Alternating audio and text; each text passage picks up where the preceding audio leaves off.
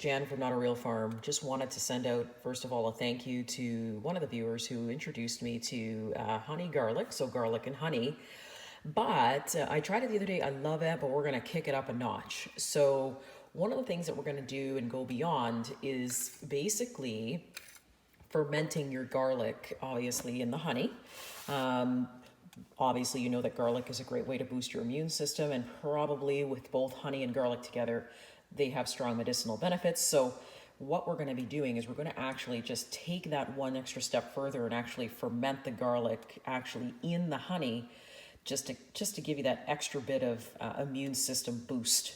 So today what we've done is I've painfully peeled the garlic, as you can see, and we have our mason jar here. So what you're going to be doing is after you peel, you're going to be basically rinsing, making sure that there's no dirt or anything, obviously, on your garlic. And all you're going to do is just put the garlic into your jar. Now, we like creamed honey here. It depends on what kind of honey you like. You can put any honey in here. It's really up to you what your tastes are. I've rinsed the garlic, as you can see. So we're just going to basically put all of this in here. You normally kind of want to fill it. Sometimes you can fill it right up. I'm just using the garlic that I had. It might maybe fill it up to halfway, maybe. So you put all your garlic pieces in here. And then what you're going to be doing is the honey itself that you're going to use has to be able to pour into the jar. So, and it's obviously easy if you have honey that's gone where it's just sort of sugared and it doesn't pour anymore, you can just warm it up a little bit and then it'll just basically pour out. So now what you're going to do is you're going to pour your honey into the jar and you're going to make sure that all the garlic is covered.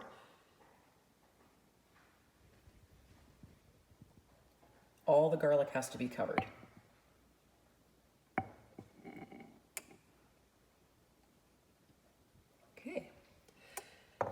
So if you take a look here, all the garlic is sunk to the bottom. Sometimes what you'll find is the garlic will float. So what you want to do is you want to make sure that the garlic stays underneath that, whether that's using a weight, a fermenting weight, you can do that too.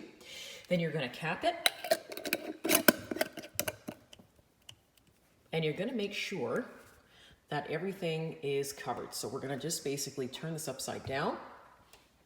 And you're going to let the honey and the garlic fall together to the bottom of the jar to make sure that it can be thoroughly mixed. And what you're going to do here is, of course, you can eat this at any time, but if you leave it for a few weeks and put it in the dark, what you'll find is the garlic will then start to ferment, where you'll start to see sort of white bubbles in the honey. And what that does is the garlic is actually infusing with the honey, but it's fermenting. So it gives you that extra bit of kick, obviously for cold and flu season. Totally awesome. I'm really into fermenting foods. So I just kind of wanted to sort of show you that so that if anybody wanted to try it, you can absolutely do that. But you got to make sure that the bottom of the garlic here gets in with the honey. So we'll probably give it a little bit of a stir, but set it in a dark place for about 4 to 6 weeks and make sure to check on it daily. And then basically don't panic if you see that there's bubbles at the bottom of your honey, because that is doing its job. It's fermenting and it's becoming basically a really nice honey that you can use in your tea if you want to, if you're brave enough. Or basically you just take it right out of the jar and take it, when you feel a cold or flu symptom coming on. So I'm going to be basically stirring this and see if I can mix up the garlic here. So what you want to do is you want to give your garlic a stir, because what'll happen is the bottom garlic, most likely, if we take a look at it, probably isn't covered in the honey yet. So you want to take your spoon and you just want to make sure that you move things around so that the garlic at the bottom basically gets covered. So you're going to put your cover on, turn her upside down, and as we can see, the honey has now covered the bottom of the garlic, so that's great. And now what you're going to do is you're just going to take it and turn it right back over, and you are going to store this for 4 to 6 weeks in the dark. And just if you can remember, just basically turn it every day to make sure that the garlic that's in the jar stays coated. And then you have a little bit of a flu buster for the winter that you can either eat the way that it is or throw it on some toast, however brave that you get.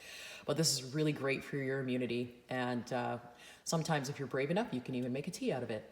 So just a really quick little kitchen minute today, guys, just to help you with some cold and flu busters for the winter since it's coming. Do I dare say that word?